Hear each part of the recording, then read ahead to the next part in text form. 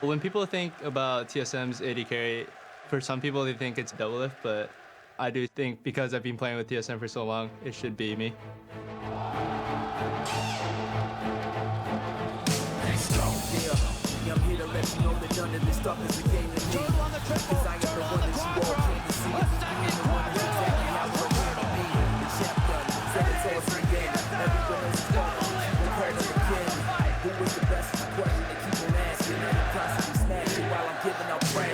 My intention is to come back to TSM, but it's not like I've already earned the spot or anything. Like, the community thinks that I own that spot, but I don't.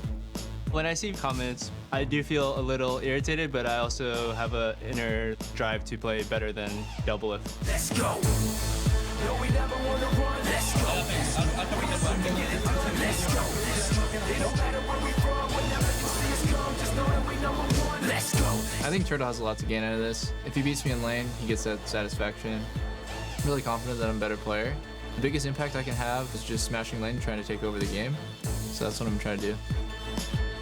I don't think I'm holding this spot for double lift. To all the people that don't think I should be here, I want to prove them wrong. Let's go, let's go, let's go, let's go, let's go, let's go, let's go, let's go, let's go, let's go, let's go, let's go, let's go.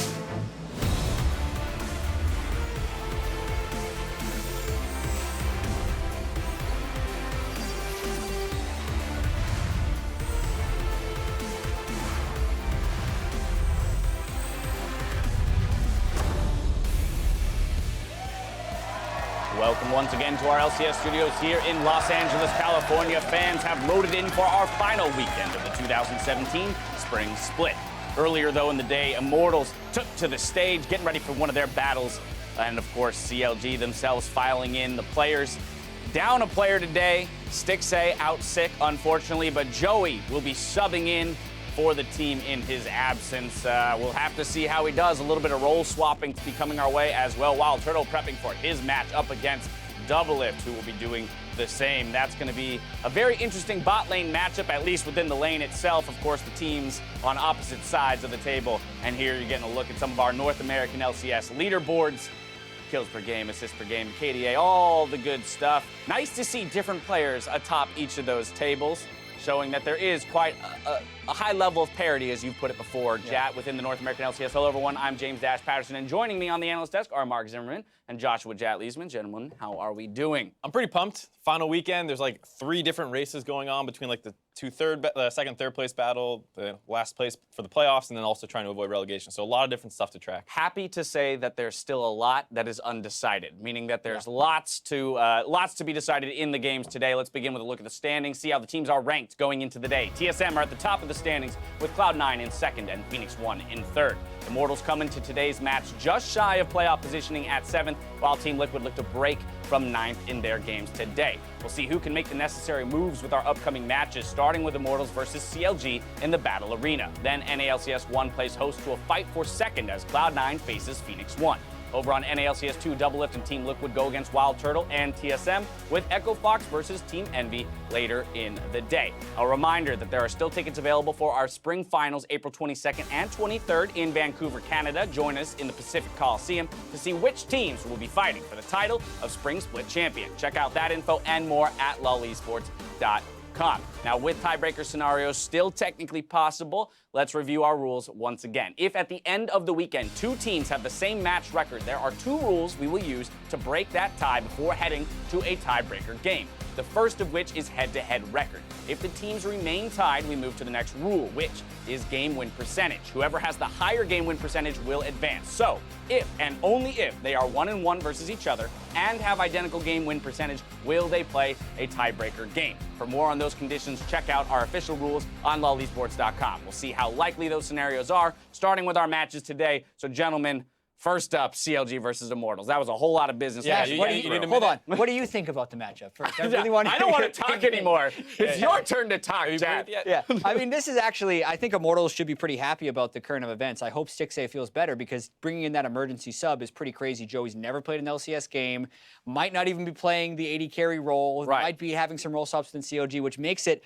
a relatively easy target for Immortals to come in and win that game. I mean, CLG is obviously pretty happy too because they were able to secure their playoff spot out last night with C9 winning, so they're in a pretty good spot as well. That's probably why this substitution isn't as terrifying if you're a CLG fan as it could have potentially been when you were looking at it. Joey coming in, obviously. Joey.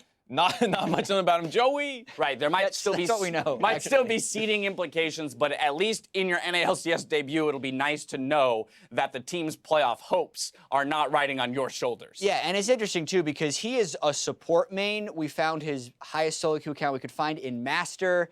It's tough competition to be coming in right up against, as Ole and Cody Sen have been looking a lot better, and we've seen other good players make role swaps into the AD carry position after 1 week's practice. It doesn't work well usually. Right, and even if Aframu does make the transition over ADC and he fills in at support, you're filling Aframu's shoes now on support. So it's not like you're relieved of much pressure when it comes to your individual performance on stage here Yeah, today. I mean, Aframu is such like a vocal part of CLG's team. Like, can he do it when he's supposed to be focusing on microing and team fights and stuff like that? Like, the whole dynamic of the team changes beyond like, oh, Afro is just playing a different role now. Exactly. So we'll see how CLG deals with this very immediate change here in the bot lane for them. Of course, I want to take a look at Immortals because with FlyQuest's win last night, Immortals need a win here to keep their postseason fate in their hands. Yeah, and this is an opportunity for Immortals to show some consistency, please, because they've had so many up and down weeks. Dardoch has been the most inconsistent member on the entire team, and this is an opportunity where you can go in super overconfident, but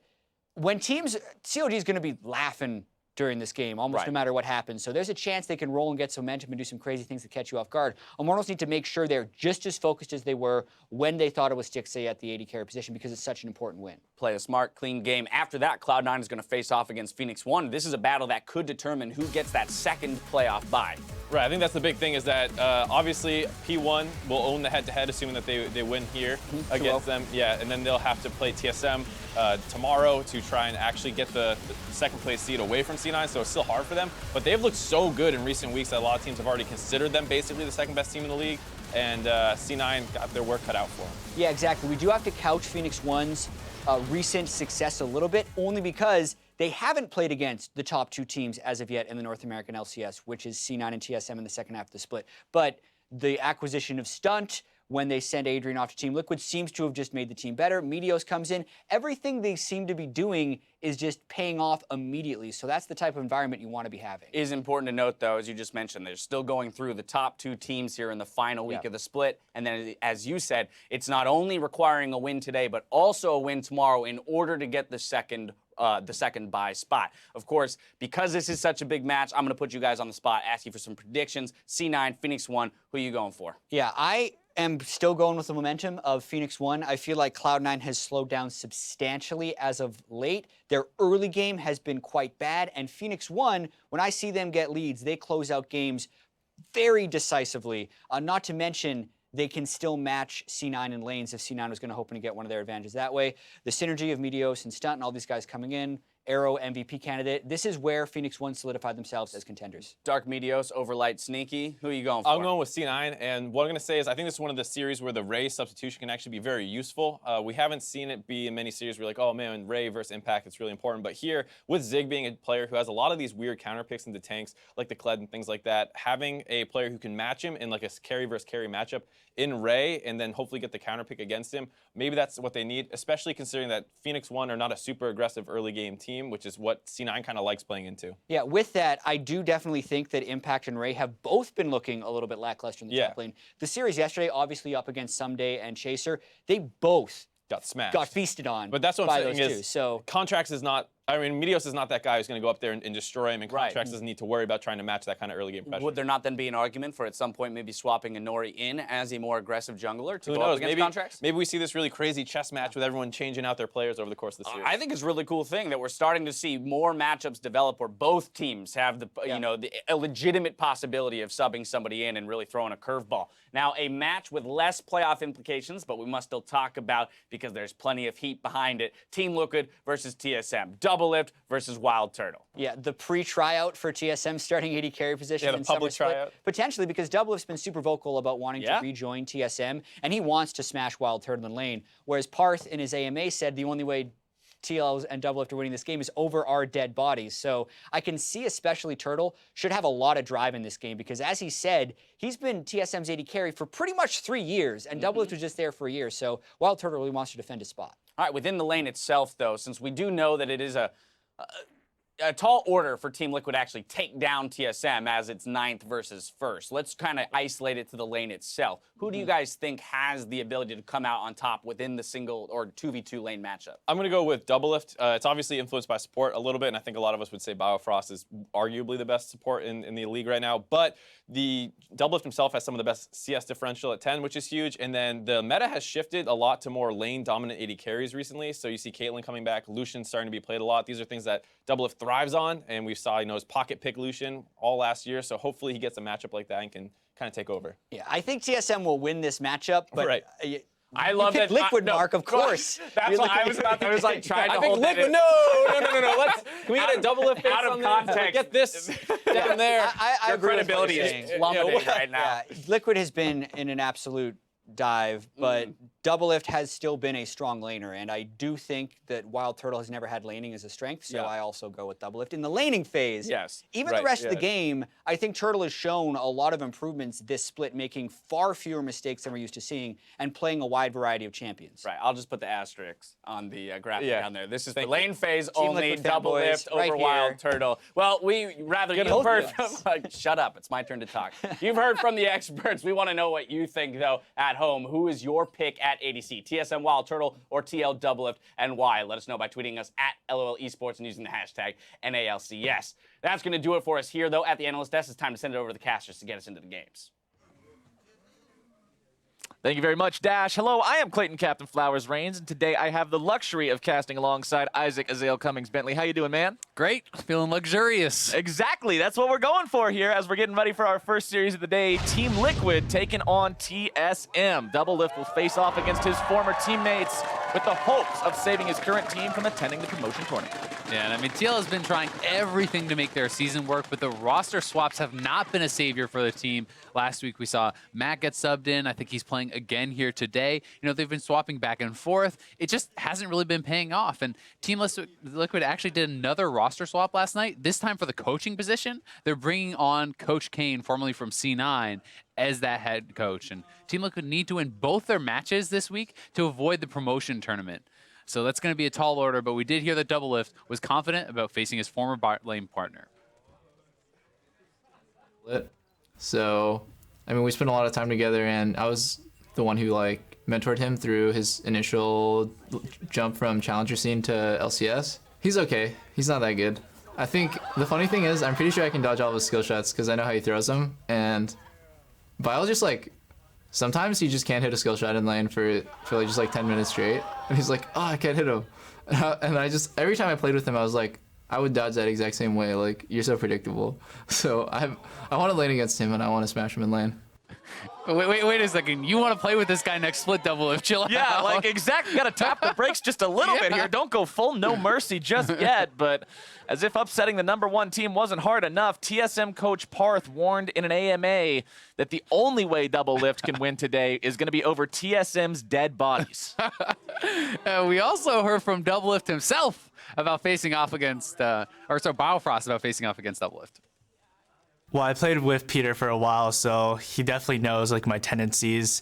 He knows how I fire skill shots in a certain way. He knows when I'm looking for stuff, because a lot of the playbook that I have is from Doublelift, and I got that from him. And so it's going to be interesting to see how we play out. I love how much more PC Biofrost is. Yeah. He's essentially saying, yeah, Doublelift's probably going to smash me too. He's going to dodge everything. Yeah, Biofrost is this really polite guy. He's just being very political about it, and then Doublelift's like, no, this is going one way.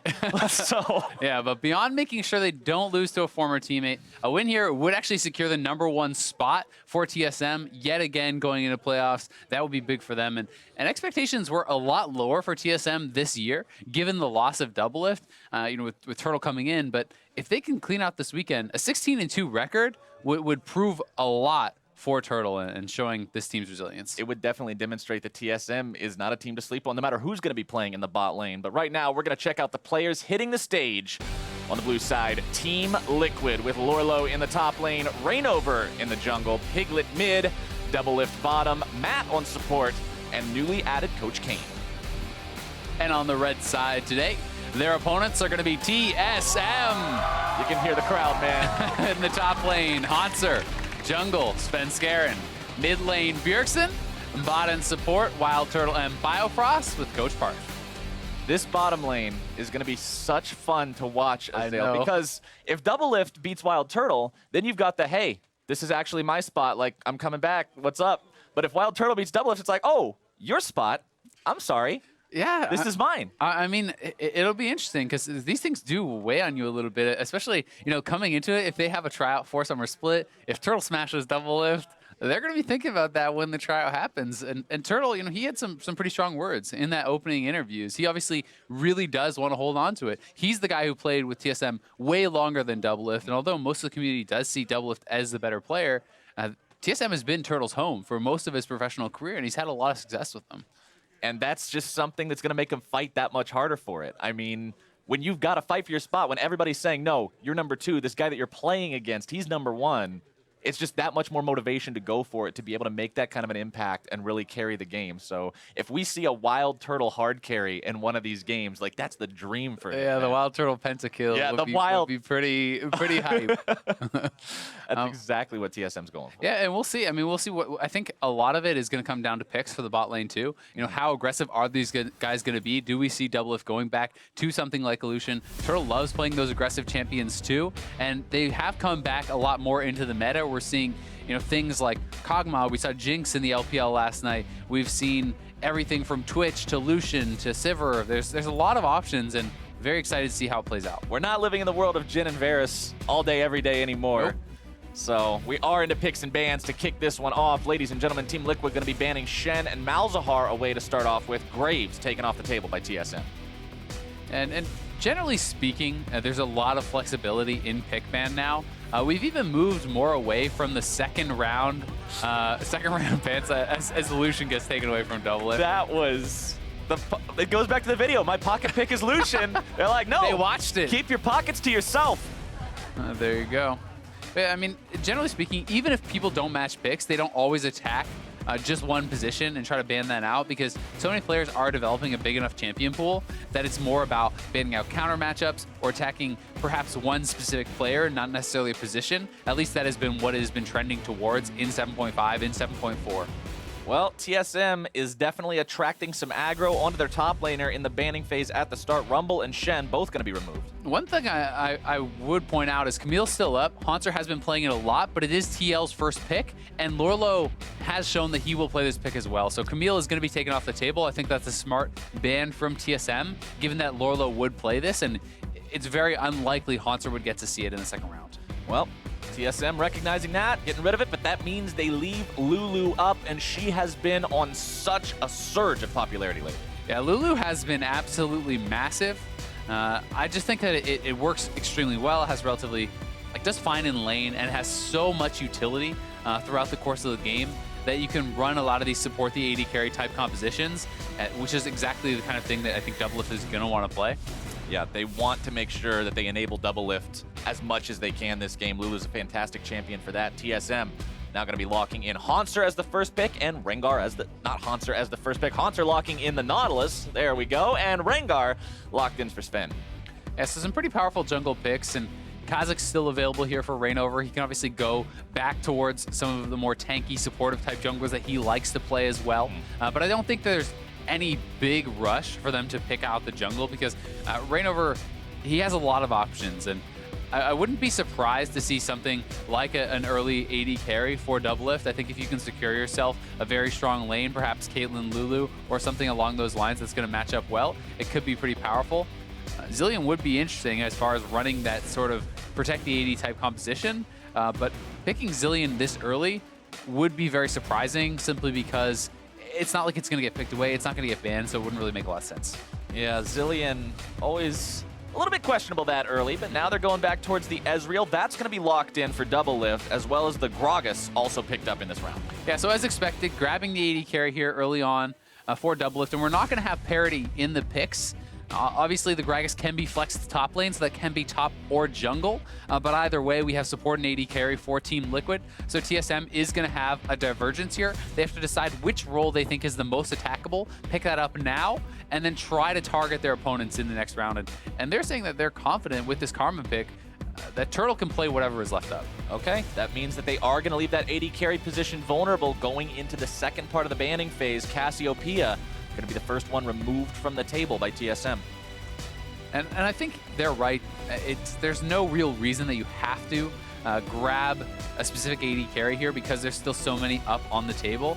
I think, for Double, if they're trying to play a more lane dominant style, whereas Turtle, the style that they have played with TSM has never been super lane focused. It's been more about going even in lane, getting through lane, and then performing in team fights. Because TSM has always been more about the solo laners, been more about Haunter, Bjergsen, and that kind of jungle trio. Well, they are going to attack the AD carry position from the side of Team Liquid, just like we're expecting. Caitlyn, the first ban from these guys here in Phase 2. TSM's got one more to go, and it looks like they're going to take Orianna off the table. So double mid lane bans from TSM. Liquid now deciding what they want to do for their final one. I do like the takeaway of Orianna, not only because it's a pretty safe blind pick, and you're going to have the last pick for Bjergsen very likely in this draft, but also because Orianna plus Lulu plus a strong AD carry is extremely powerful. One of the ways that Team Liquid could potentially win is from Doublelift taking over, and taking away that pick means he's going to have less safety and less ability to carry, even if he does have a good laning phase. TSM now thinking about that Ashe as we get into the last couple of picks this game, enabling different initiation opportunities, the arrows from across the map. Sometimes you can just get those crazy ones that set up some kind of an awesome play. And it looks like that is the choice for Wild Turtle this game. And Ashe does work very well with the composition they've drafted so far. You have Rengar, you have Nautilus, you have Ashe. There's so much pick potential there. You hit an arrow, you can follow that up with CC very easily, or vice versa. The Karma synergizes well with the frontliners as far as giving that Rengar speed ups for the ultimate and shooting the Nautilus in there too. So I think this is a pretty intelligent, very standard draft so far. This is going to mean we're going to see Gragas flex the top lane unless something super crazy is coming up from Lorlo. Yeah. Olaf top has been played a little bit here and there. It's extremely powerful early, but I'm certainly not expecting it to be the case this game. I do think we're going to see that top lane. Taliyah, wow. Taliyah locked in for Piglet. This is going to be a fun one, Azael. We get to see the Gragas flex top. We get to see the Taliyah pick. Team Liquid has decided that they're just going to go ahead and go a little bit crazy here in week number 9. This is pretty exciting because Bjergsen has the opportunity to go for something aggressive like an assassin. Taliyah traditionally has struggled against a lot of assassins, and we are going to see the Ahri coming in. Certainly some outplay potential here for Bjergsen.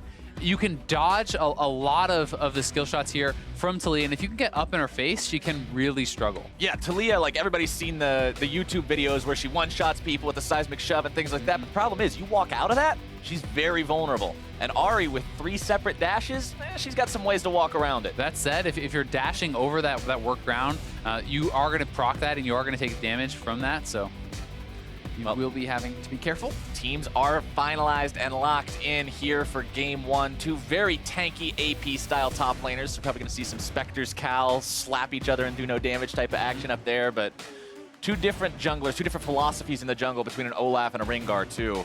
Olaf, very adept at farming quickly, controlling zones, a strong duelist. Rengar, once he hits level 6, it's all about making those ganks work.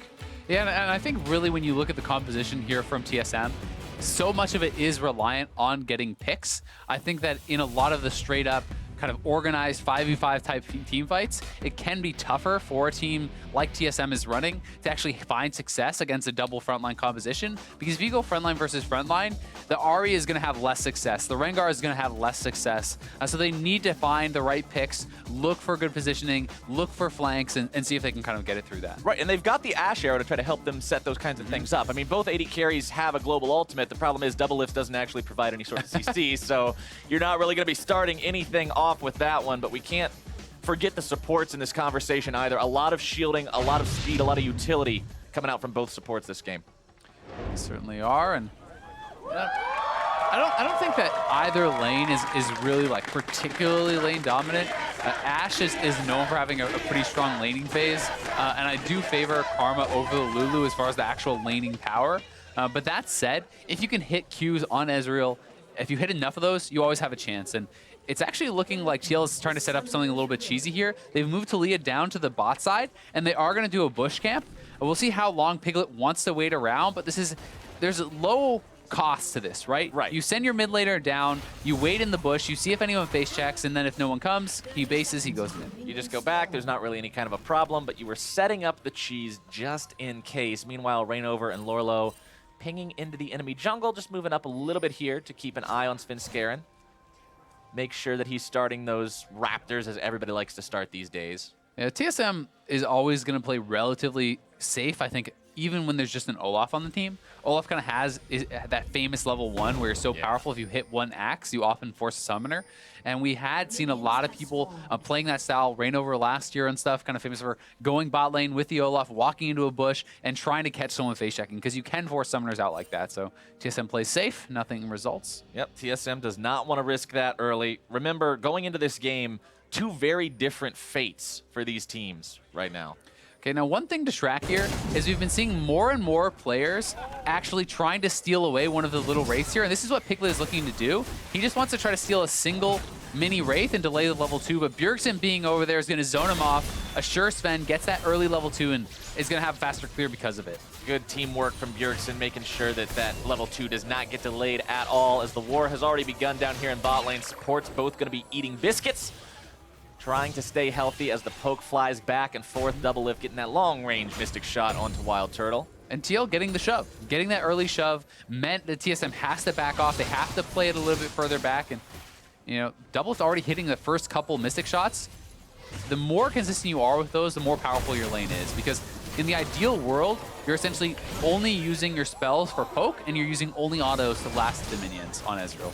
Piglet also performing some good trades here on Bjergsen early, but we already talked about this matchup a little bit. It's all about once Ahri actually unlocks the ultimate, once she has the potential to go in on Talia, that's when things are going to be different. But one thing that is very different right now, 11-2 farm in the bottom lane. Double lift saying, hey, Turtle, welcome to my lane. Yeah, I mean, they're zoning them off a lot of the CS under the turret, too. So Turtle actually doesn't get to pick up too much of that. Obviously, for CS, you know, even though it's percentage-wise a big lead, it's not going to be the end of the world at this point. If this lane can stabilize. And you know, both supports have taken a fair amount of damage. One of the most important things to track in situations like this is actually not even so much their health, but how many biscuits they have remaining. And they're both sitting on only 1 biscuit on the support roles right now. Wild Turtle is going to have a ton of sustain, so it's actually better to target Biofrost in this situation because Turtle has gone for a 3-pot start. Yeah, he's got a lot of extra regeneration should they decide to pour those resources into him. Biofrost and Matt, both currently a little bit injured. We'll have to see how this lane continues to play out. Turtle, of course, bandaging up a lot of that CS problem now that he was able to farm underneath the turret. So not quite as bad as things initially looked, but he's got a lot to prove this game. Yeah, he certainly does. And you know, Double didn't try to actually push the pace and try to poke him off some of that CS. He took the time to ward out that bot side and protect himself from any incoming ganks because, as we all know, it's rarely actually just a straight-up fair 2v2. Yeah. The game is very much so about playing around your team, playing around teleports, and playing around the enemy jungler. Bit of a scrap between the top laners here. Both these guys are going to get very tanky eventually, but early on there's always the possibility for a jungler to maybe show up, grab a cheesy kill. But Rainover is actually going to be showing up mid lane. The seismic shove doesn't find its mark, so Bjergsen can kind of just casually walk away. Yeah, I mean, and that's Ghost expended for Rainover. Usually what you're trying to do is trade out that Ghost for Flash because that is a longer summoner, but Rainover now kind of caught on the wrong side of things. We'll see if he can win this fight. All right, here we go. 1v1. Rengar versus Olaf. Flash going to be used. Svenskeren right back into the fight. First blood cuts him down. Rainover grabbing that kill. Piglet now looking to find the damage onto Bjergsen. Not going to get it today, but it's 1-0 Team Liquid. Yeah, great start there for Rainover. Picks up a pretty easy kill, and when you hit all your axes, especially those short range ones, you can constantly pick back up the axe, throw out those undertows, and Rainover very strong in these early stages. If Olaf gets going, he can take over a game, especially now that Bjergsen is down his flash too. That's going to be a great gank opportunity. You just can't try to flex your muscles against Olaf like that. Yeah. This is the flex He's king buff, in the early it's game. Olaf. Yeah, the dude's jacked. Like, let's go. Yeah, you know, this guy's a frat bro. You know, he's been pumping iron, he's drinking beers, but Yeah, dude. you just pick up the undertow over and over. Something that's actually key here from Rainover is that the first 2 axes, he doesn't actually throw max range. if you throw the max range axe, then you have to run further to pick it up. You can actually throw it the minimum distance required to hit your opponent, and in any duel, that's what you're trying to do. You're trying to shortchange it so you can instantly throw it, pick it right back up, and continuously throw it. So well played there from Rainover. Back in the old days of Olaf, where he could actually just throw it at his feet and have it spawn right on top of him. Anybody who played back then remembers the fun of trying to duel that Olaf. And this is like a pretty aggressive set of masteries from Rainover. He is actually running Fervor of Battle, so he is going to have some more offensive power. This is not like a Grasp or a Bond of Stone. We've even seen Storm Raiders. Ever since some of the masteries got changed around for junglers, we've seen a plethora of different choices on Olaf, and this is about as aggressive as you can get. Speaking of aggressive, Biofrost is smacking Matt around a little bit down here. Fan vote right now, 73% of the fans with their TSM chance believing the team has got what it takes to walk away with the win. So is Rainover, though. There's going to be a fight. Jungler's going to be showing up. 3 versus 3. Here we go. Matt's going to be killed instantly. Right back into the fight. Rainover's looking to go deeper, deeper, deeper. Still, there comes that swing, and he's got the damage. Biofrost going to take it down. Svenskeren is number 3. A double kill for double lift. That is so big. Already up in the farm. TL off to a great start here against TSM. It's got to feel good for double lift. He's in a position where he can carry. 27% of the fans think Liquid can win, and they're like, you know what? 27's fine. We're going to do it anyway. 4-1 start. 2,000 gold lead. Now Haunter and Bjergsen trying to make the moves onto Piglet. Going to be juggled around and bopped down. Bjergsen grabbing the kill. That is the TSM classic. Haunter so good at making these early roams to mid lane. Gets down there. No chance for Piglet to escape without summoners. They set that up very, very well, and now Haunter just trying to get zoned off, basically. Some of the CS allow himself to deny that away, but Svenskeren is going to be close to level 6, and Lorlo needs to be careful that he's not biting off more than he can chew. Yeah, Lorlo's getting into this fight with Haunter, and I mean, it's a good 1v1, but it's not going to stay 1v1 for long. Svenskeren shows up and Lorlo gets out, but that was a little risky. Yeah, it certainly can be.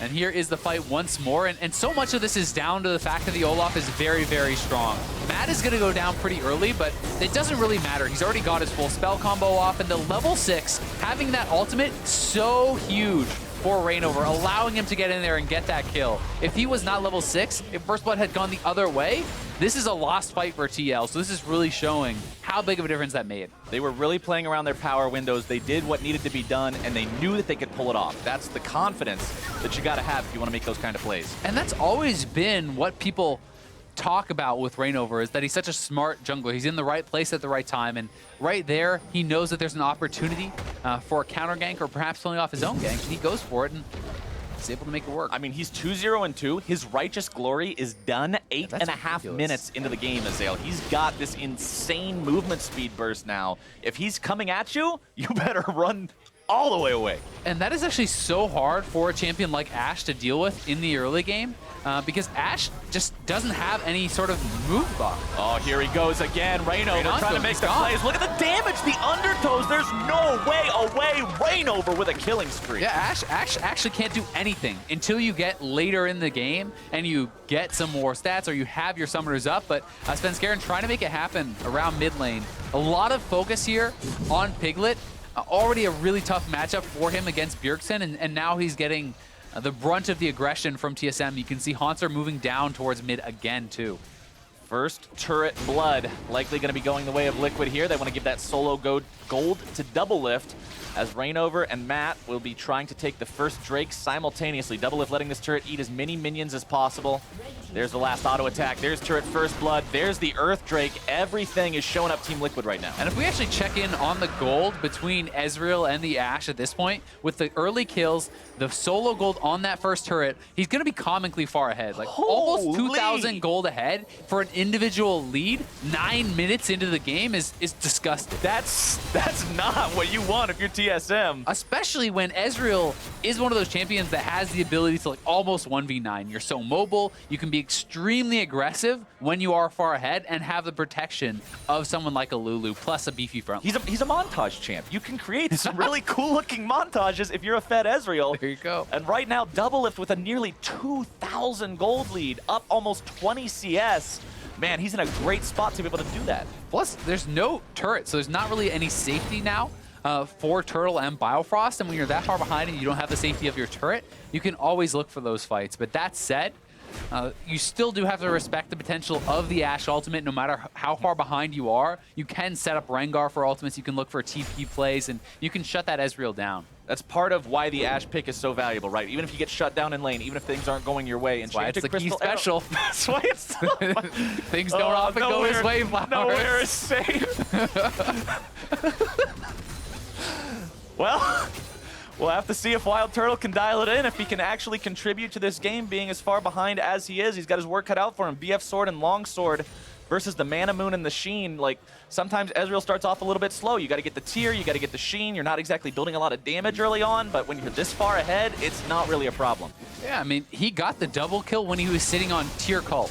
And Tier Cull is the super ideal early game kind of greedy type buy that you can pull off. And if you can have success when you're on those items, it sets you up extremely well for the later stages in the game because you're going to have that gold injection. And once again, this triumvirate of the TSM top side looking to make a play. Lorlo could be a bit tough to dive, but they are going to try to pull it off. Lorlo getting himself away. Meanwhile, Rainover righteous glory, and it is going to be a righteous dive. There TP comes coming the in from Wild Haunter, Rogue. though. TP going to be used. Haunter trying to show up, cancels it now. Liquid not finding their kill, but now they've got 3 men onto the bottom lane, tier 2. Turtle's very low. Got to be careful about trying to defend this one. Double lift Matt and Rainover pouring a lot of damage into this. Biofrost and Turtle going to be jumped on. See you later. Double lift grabbing a killing spree. No way Biofrost can save him there. Team Liquid punishes TSM, but now are they going to have the favor returned? Haunter still trying to fight Lorlo there on the top side. Sven going to grab the kill onto Matt.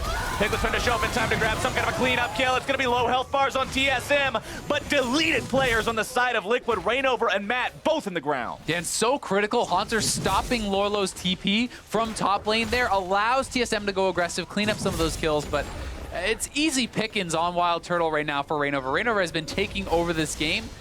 As I said, if you don't have your flash, you cannot live against that Olaf at this point in the game. He flashes the initial Righteous Glory, then they just dive in on him and take him out. Piglet flashing forward aggressively, looking for the kill onto Bjergsen. Bjergsen with no ulti, no flash, and Piglet can actually land these abilities. Yeah. Nope, not enough mana. Can't chase it down. Both of Piglet's flashes, there's been almost no way he was actually going to get the kill. And, you know, the previous one in mid lane, Bjergsen was behind minions, so the threaded volley was never going to work. This time, Bjergsen was already far enough away. And wasting that flash means he's just going to be targeted even more. But this is the play again. The flash onto Ashe was already forced, and that's why they can go for this, because Rainover already forced that summoner cooldown. And then up on top side, they want to fight this. So Lorlo backs off, looks for the TP, but you're right in front of a Nautilus. You need to walk out of vision. You need to do something to actually try to get that off more. Because if the Gragas had come in here, Haunter had no TP, and this could have been a slaughter for TL. That could have been, you know, nail in the coffin. But TSM getting those kills back. Bjergsen very strong, and we all know that he has the ability to take over games. Yeah, right now you've got a 3-0 and 2 Ezreal, but you've also got a 2-0 and 1 Ahri that's going to be gunning for him. They've got to keep Double Lift safe. And they do have setup for the Ahri, right? Haunter comes in, presses his ultimate. That's a point-and-click stun. You hit the stun, you charm out of that, and it's tough to live through that kind of conduct. Very much so, especially when either of those champions can also be hasted up by the Karma. There's a lot of tools that TSM has at their disposal to try to shut down Double Lift, but if there's anybody who can make some kind of a 1v5 miracle happen by outplaying his opponents, Double Lift's one of the guys on the list. I certainly can, and he's up a couple, he was up 2 levels, he's up about a level and a half now, and they're going to try to look to force around mid lane, try to take some turrets, try to extend their advantage into the other lanes. We'll see what they can actually get from this, because Ahri actually has quite good wave clear. And they're not even going to really attempt it. I don't know if they're trying to set up for Rift Herald or look for topside, but for now they're just going to get some vision and see if they can be able to move back and forth between lanes and create some sort of advantage there. They want to keep snowballing this as much as possible, especially with their Olaf going for the Righteous Glory build. We see a lot of different approaches to Olaf sometimes, and Righteous Glory is the win early, win mid type item, but it doesn't give a lot of resist. It's not a true tank item. So if Team Liquid's not able to really press this advantage, Rainover's going to find himself a little bit squishier than he'd like. Certainly could, and they're looking for Double Lift. The ultimate's up for both the Rengar and Nautilus. I don't think there's any way he gets out of this. Matt trying to close the distance. Wild Growth's going to be popped, but Double Lift is shut down. Spinskara now escaping from Rainover, almost able to find the damage 1-for-1. Piglet, threaded volley goes the wrong way, and he's going to be going down. It's 2 for 2. Bloody fight there. TL, they do get the kill onto Double Lift, but they trade a couple back. Still looking pretty strong. Dragon is about to spawn, and TSM could run straight down there for it, but they don't have their jungler. 1,000 gold is all that separates these teams. As Very TSM, they were behind early, but they've closed that gold gap down. Liquid has not been able to make more of those run away with it types of plays, and this game could go either way. There's your gold difference at 15 for both of these 80 carry players. Doublelift averaging -400, Wild Turtle averaging -21. But Doublelift is definitely not -400 today. No, not even close. He's doing very well. And it tends to happen that you usually are down on gold when your team ever wins, which can be a little bit tough. But That's a hard life. yeah, it is a little bit of a hard life. You know, one of the concerns here for TL, though, is so much of their power is actually on this Olaf right now. And Olaf, while I think he's exceptionally strong because he has very high base damage and, you know, he can build very tanky and he can run over people in the early game, if the game does not extend, it does not blow wide open, you start to be less and less effective. It's harder to actually use this gold to be really, really powerful. Team Liquid are in a spot where they are still capable of making active decisions, where they're still capable of deciding the pace and momentum of this game, but they got to be careful. Here's a replay of what happened top. And there's almost no outplaying this when you have the Nautilus ultimate to come in. Doublelift does make the smart move, going towards Matt. He actually didn't use his heal there, which I certainly think is a mistake, because he was closer than I thought he would be. He may have just thought his fate was sealed and didn't want to press it, but I think it's worth using the heal there, because if you can survive and turn that around, it would have been pretty big. Would have been absolutely massive. But sadly for him, he does find his first death of the game. Still working on those Trinity Force components too, so that's going to be a nice power spike once he does find it. Lorlo and Hanser into that top lane wet noodle fight that we all love so much between those big super tanks. Svenskeren and Bjergsen moving their way through the river. Remember, Mountain Drake is live. One so far under Team Liquid's belt. They'd like to get a second one because that does enable a lot of different possibilities for those objectives as the game goes on. And the question becomes, do they have the confidence to actually fight for this? Because it's being started up. There's no TP on Lorlo, so I think they essentially just have to give it up. Trying to go for anything other than a steal would just be insanely risky, but even that I think would be pretty silly. True Shot Barrage not even going to be fired off. They just decided to yield this one to TSM. We're going to be 1-1 in terms of Earth Drake count so far. Next one's going to be Ocean, so no more objective control power coming up, at least for now. Doublelift continuing to farm in the bottom side, maintaining that same lead that he's had over Turtle in terms of the farm this entire game. Yep, and he is doing well with that. I think the Trinity Force power spike is a good call out from you, because I do feel like that is going to be the strongest that he is relative to his opponents probably this game. When he first completes the Trinity Force and he gets that conversion into the Muramana, which he's relatively close to doing, you know, he's 640, he's 100 or so more stacks, so when he first hits that, he's going to be so powerful, and he should hit that around the 20-minute mark or so. And they really can look to try to go for some fights, because I don't think it really gets better than that for TL and for Doublelift. Yeah, Wild Turtle still kind of fumbling around with just the pieces, the components as well. Not going to be nearly as much of a threat in these fights as Doublelift will, so they want to find some kind of a fight if they can in that window, but exactly. It's kind of hard. TSM's playing it safe. It can be really tough, but you know, Reignover is sitting on a couple items, and I think Gragas has high effectiveness early on, so a lot of their champions I think are already pretty well online. And it would be good for them if they can get something done, because if Doublelift is the only true threat, there's enough single target lockdown from TSM to always kind of try to push towards him. That said, you still do have to get through the front line of TL. Which can be difficult if Lorlo and Reignover can get to the point where they are that massive just wall that's so impenetrable. I mean, you've got a Gragas, you've got a body slam. It overrides pretty much every other movement ability in the game. You can stop people, you can lock them down, put distance between Doublelift and everybody else with the explosive cast. And Gragas does have a lot of playmaking ability, similar to how I always think of Poppy as a top lane tank. The ultimate can turn things around, right? Like it's hard to place a value on this ultimate, because splitting up a fight or knocking in a carry and getting them killed out can be worth so much more than the implied value of that ability. Right, it might do 300 damage or whatever, but that's not really the point. We're just looking to disrupt the team fight, cause that chaos that makes it hard for the enemy to play the game they want to play. As Liquid is still trying to get something here in mid lane. They've got a 1-0 turret advantage. They got the turret first blood a while back, but they've just not been able to turn it into anything else. Yeah, and TSM really has done a good job of stalling that out, and I think they played pretty intelligently. When the bot lane went bad, they focused on top side, but once again, down here onto Lorlo, looks like he's probably... Ooh, that bola! Yeah, he's out. Flashing after him, they'll go flash for flash. Lorlo getting away from that one. Yeah, not bad at all from Lorlo. A trade of flashes when you take down multiple ultimates there is great. And they're actually going to get the turret off that pressure. But they will be trading back topside. We'll see if they can make a play now on his Sven. And Scarin forced to flash over the wall to keep himself alive. Piglet collapsing there on towards the enemy blue buff. He and Doublelift will be stealing this one away. Rainover making sure nobody else from TSM comes back to try to stop that. Piglet grabbing the blue for himself. Bjergsen shoving up top lane all the way into the tier 2 and then deciding to fall back. Not really anything else you can get as a lone Ahri when Lorlo's heading back.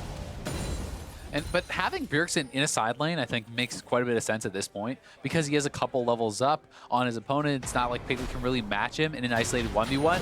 Keep getting him the solo experience. Don't have him sharing with Ashe. You move Turtle to mid lane so he can safely farm up and kind of recover some of that loss that he had from the early game. Because Bjergsen can handle the side lane, and Turtle just can't. I mean, look at the comparison between the two. 40 CS difference, 0-2-0 versus 2-0-2. Bjergsen is up over 1,500 gold.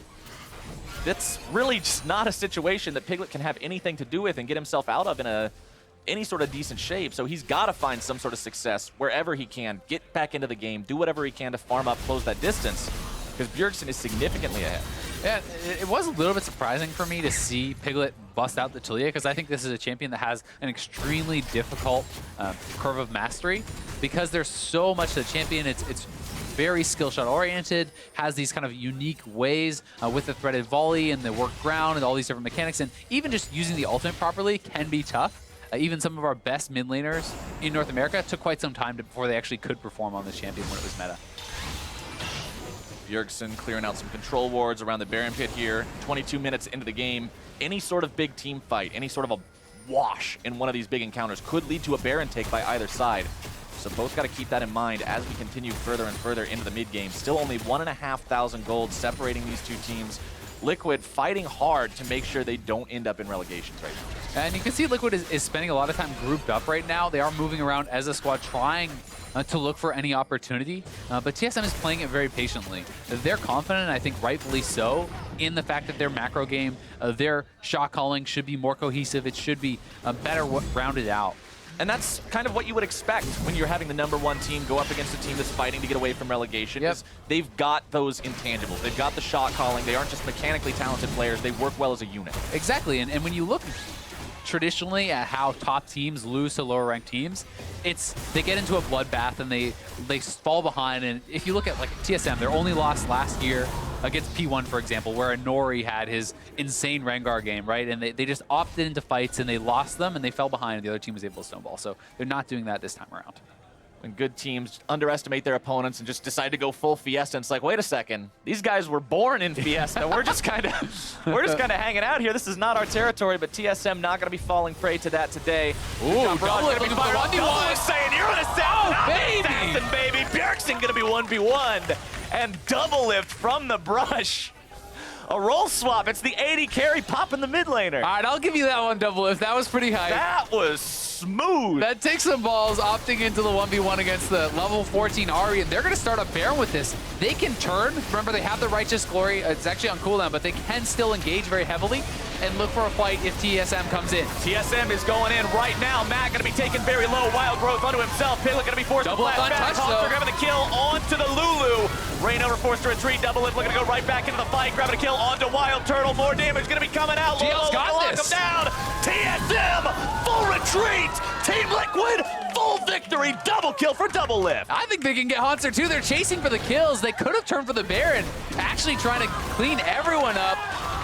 The late ace for Team Liquid. Bjergsen responds in time. Respawns, I should say. Bjergsen is actually going to look for a pick here. We'll see if he can stop them. All he finds is Lorlo. He's going to interrupt the backs, but he will not avenge any of his fallen teammates. A phenomenal fight for Team Liquid. Yeah, a really big fight for TL, especially with so many of those kills going over to Doublelift. That said, TSM at least did stop the Baron, so disaster somewhat averted there.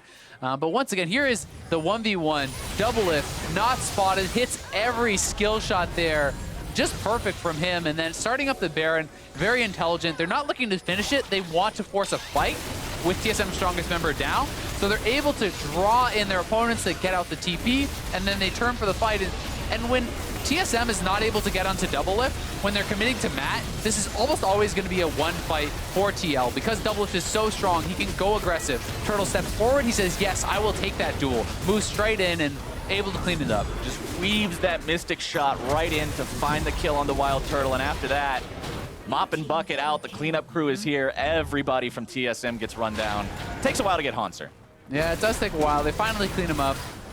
Not sure if they would have had the opportunity to actually go for Baron there or not. I don't know. I mean, maybe you let Hanser run and you try to force the Baron because it was only Bjergsen alive. Hanser would have had to base and had no TP. But that's a tough call to make. Absolutely is. They decided to go for the extra money from getting the kill onto Hanser, go for the safer play. And now TSM has the opportunity to take this Ocean Drake, the third Drake spawning this game. We're going to have one more Elemental after this one is down. That will be the final Earth.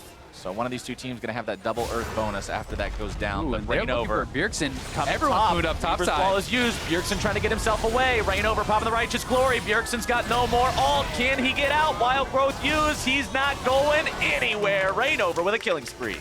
Feels bad, just could not outlast that ultimate. But hello? Okay, Matt? Lulu died on a turret. Question mark? Question mark ping him, boys. Hit him with the ping. All right, so it wasn't execute, so he didn't give away a kill to TSM. Just looking for that fast base. Fast. Recalling would take 8 seconds. I'm going back on the express. All right, well, Svenskeren looking to make the run out of there. I think he might be fine, yeah. Piglet now the one in trouble. The arrow finds its mark, and Hanser's getting the first kill. Now Liquid still trying to get something off the back of this. They want this mid laner. fight.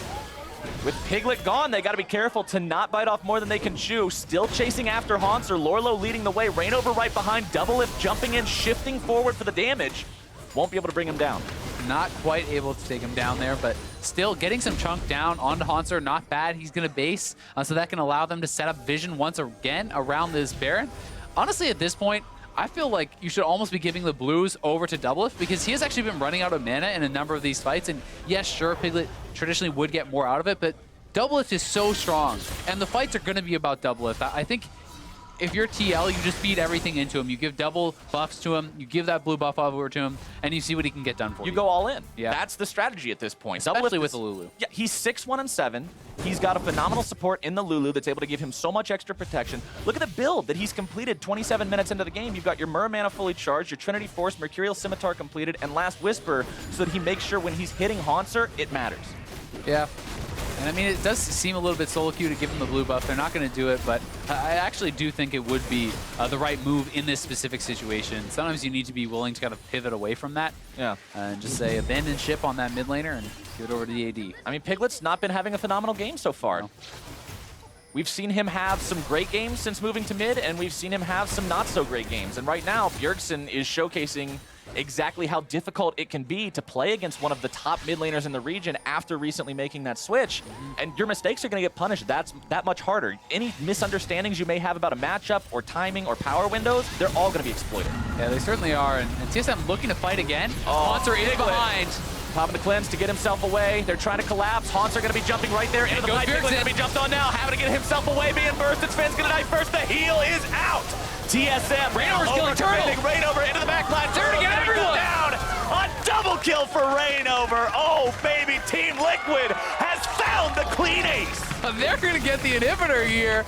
Can march down, take the inhibitor. They may even try for the end. Are they they have 30-second death timers. They're going to go for it. I think they Azale. get it. They just have to tank for the minions. Team Liquid, they've got 5 people. They've got a minion wave. They're not backing away now. Doublelift leading the charge. Team Liquid looking to end this game before 30 against North America's #1 team. The Nexus turrets will fall. The respawn timers are too long, and Team Liquid, against expectations, will go up 1-0. How about that? How about that? He said best chance to win. Smash lane, take over the game. And that's exactly what he did. That was just amazing for Team Liquid. You're going into a game where everybody's saying, oh yeah, you know, it's Team Liquid, they're fighting to get out of relegations. TSM, this is the #1 North American team. You saw the fan vote, 73% of people are like, yeah, TSM, they got this for free. And Liquid's performance off the back of Doublelift was just... And so much credit has to go to Rainover. To me, he was, like, even though Doublelift is the star in these late game team fights, I think that Rainover carried this game. I think that his early pathing was fantastic. He picks up the solo first blood. He moves bot lane, gets bot lane rolling. He was even soloing out Ashe in the late game team fights. I think his build was smart. His pathing was great. And this was to me, classic Rainover at his best, and then Doublelift really showcasing what an AD carry can do from ahead. And it's something that we also seem to talk about a lot. The star power on Team Liquid. You've got Rainover, you've got Doublelift, you've got Piglet, you've got all these players who are known for being so good. A lot of people are surprised that the team is as low in the standings as they are, and this game demonstrated what that star power can do. Exactly. This is what it was supposed to look like. This is, okay, we bring in the MVP, we bring in another MVP, we bring in a world champion, right? Yeah. You have all these stars, and this is what you're hoping for. You're hoping, okay, Piglet has a bad game, but we have other people who can pick up the slack and who can look incredible even in a tough game. And they did here. I think the TSM drafted themselves a comp with a lot of barrier to execution, and TL got ahead and played really well. Yeah, Liquid played it exactly the way they needed to play it. For a deeper dive into how they played it and that Liquid victory, we're going to go ahead and check in with the analysts. Thank you, Captain Flowers. Hey, those Team Liquid predictions looking pretty good all of a sudden. Did I say Doublelift? Yeah, just go back in time, watch the A block, don't need sound. Right. Just see that we both had Team Liquid as our prediction. There it is. Of course, it's only one game. They've still got to get one more in order to take the series as a whole, but we'll be happy to have picked that one up. And guess what? Where do they win the game through? Through the bot lane. We saw a lot of attention from Rainover towards the bot lane, helping get Doublelift ahead, and then a couple individual plays by Doublelift through the mid-game propels them to victory. Yeah, I mean, that really is the big thing. Rainover really getting them off the ground. Some of that early jungle pathing was huge, and I actually like the Olaf pick a lot for him. Obviously, it's a little bit more meta than it was before, but we saw Meteos just playing what his comfort stuff is. I think Rainover should be in the same situation. Yeah, and this was a really intense fight because it was a counter gank by Svenskeren, so they were kind of buying this fight, but I feel like Rainover and Doublelift played through this fight great. Rainover getting level 6 for a triple axe and then just plowing through the rest of the team, allowing Doublelift to pick up a double kill, really set them up for the sustained success in that lane. Yeah, very much so. And of course, at the beginning of the day, we talked about the 2v2, right? We talked about the ADCs up against each other. We can't forget the possibility of intervention at any time from the junglers. As you mentioned, that was a counter gank, so at least a 3v3 in terms of the numbers being even. But Team Liquid clearly views the bot lane, at least right now, as their path to victory. Yeah, and I think you could see them make repeated attempts down there that they kept going down and keep trying to force. And to a point you could even say was a flaw because they were forcing so hard around that second inner turret. But you can see that they do have that game plan, like you said, and it was clear that even before that moment, like Doublelift and Matt were coming out ahead in the laning phase just through raw 2v2, and then obviously as soon as you bring a fed jungler compared to someone who got killed, level 4, it's going to go their way. And we see it in the stats here, Jat, right? We talked about how obviously coming in, again, Doublelift had very solid CSD stats coming in, but at 15, we had a 2.8K gold lead or something. It's going to inflate his season stats a little bit since he has a 10-game sample size at this point, and he just inflated the 15 stats by about 3,000 gold. It's the way Team Liquid would want to win. A big question as well is just going to be, can they continue to do it? Well, you say it's the way they wanted to win. Now I'm going to push back on you because I know that when seeing this final fight, you're like, really? That's how this game is going to end in terms of in the moment of ending? Yes, clearly they'd want to win through a solid performance from Doublelift and good pressure from Rainover. But it's this final fight, the game kind of just ends. Yeah, I mean, they want to fight on the right part of the map, and no one can get on a Doublelift. Plus, even the person they targeted didn't fall. So they overdove, and that actually allowed Rainover a lot of free time on the backline, which later game on an Olaf shouldn't necessarily happen. The play against Olaf, just kind of run back as he runs towards you and kill him because he doesn't have the same sticking power that he would early game. A poorly played fight by TSM down the stretch, but still well played by TL overall at the very end. I think, though, Mark, looking at that gold graph, still a lot of people are going to look at Team Liquid and say, what happened there between about 12 minutes and 25 minutes where I see absolutely no movement in the gold graph, right? Neither really gains or losses. Liquid things. Yeah, I mean, they don't know how to play around micro advantages is the big thing. I think Jap put it well when he said they're swinging for the fences every time, trying to get a home run. And when they're ahead like this, it works out sometimes because you have extra outs. You can keep swinging. You don't get out on 3 strikes. Right. But they always swing for the big play. They don't know how to take this okay, Piglet got the flash mid on the mid laner. Don't flash follow for the kill. Get 6, start moving around the map, use your summoner advantage, put Bjergsen in a disadvantageous position. He flashes for the kill. 2 minutes later, Haunter roams down and kills Piglet and starts taking over that laning phase. Same thing where they get a kill onto Bjergsen. They instantly try and force around the Baron pit instead of just taking top turret. They force Bjergsen's ult again in the top lane. They overdive so far that Matt just dies under a turret. Like you can start, execution. you can start playing for smaller advantage and grow that gold lead over time. And the reason it stays flat is because every good play they make ends with an overextension. And it's a curious situation because all of these players have an insane amount of LCS experience under their belts at this point, right? So even if they're not experienced together, you would still think that a lot of that decision making when it comes to the end of fights and chasing for that final kill, they should be more equipped to deal with those situations. I think so as well. I think maybe they got bought up in the hype, especially Doublelift as well. Just like, we're killing TSM, kill him, keep going, kill them all. And it happens when you spend so long losing. As soon as you get that glimpse of success, you want to just take it all right away. So that influences their ability to take some of those smaller advantages. And they did actually hit a home run eventually, so... That's what I'm saying, you get those extra swings, like, no, you're not out on strike 4, go again. Like, eventually you'll crank one. Strike 6, yeah, you got to highlight real play right there. Player of the game going to Reignover this time around, 8-1-7 on that Olaf. Honorable mention to Doublelift. Really, this was the two of them carrying the game together. Visitation to the bot lane from Reignover, though, getting things rolling. Yeah, it really was the big thing. Getting that first kill on Descent hurt a lot too, because if that goes the other way, or he doesn't have the extra gold when they get into that skirmish in the bot lane that turns to 3-for-3 or 3-for-1, excuse me. If he didn't have the extra gold, that probably goes bad. Yeah, every play Doublelift was making, Reignover was running ahead of him, Righteous Glorying, slowing people down. Aside from the solo kill on a Bjergsen, that was just Doublelift. Now, would be a huge upset, of course, if Team Liquid is able to take down TSM in this series, but I want to talk about TSM just real briefly, going into Game 2. Is the attention that we saw bot lane there from Team Liquid enough to make, or rather force TSM to like hard pivot in strategy around supporting Wild Turtle and Biofrost? Or is it a situation where, hey, the 3v3 fell in the other team's favor and it could have gone the other way, so we're going to have confidence in our own game plan and just kind of run it back? I think the big thing was letting the Kate fall through to the point where it got banned out. I think if you see Kate with that comp, I actually like it a lot more. Sure, you lose some of the hard CC that comes in from the Ashe, but the other team has like a team comp that's kind of going to be engaging onto you. You don't need the Ashe to force, so I kind of see it that way. TSM has been so strong in their solo lanes throughout a lot of this split, and they just need to make sure they can get that bottom in a place where it can't go that badly. They just need to lose gracefully or go even for the most part. Right. And another story that you're going to have to talk about eventually is this can't keep happening to TSM if they want to win the split or make success past that point. It's a good point. Because they're dropping so many games to everyone. They have to find some consistency. Right, exactly. For being in first place, game record not as great as they would like it to be. We're going to step away for a quick break. When we come back, it's Game 2 between TSM and Team Liquid. Stay with us. You're watching the North American LCS.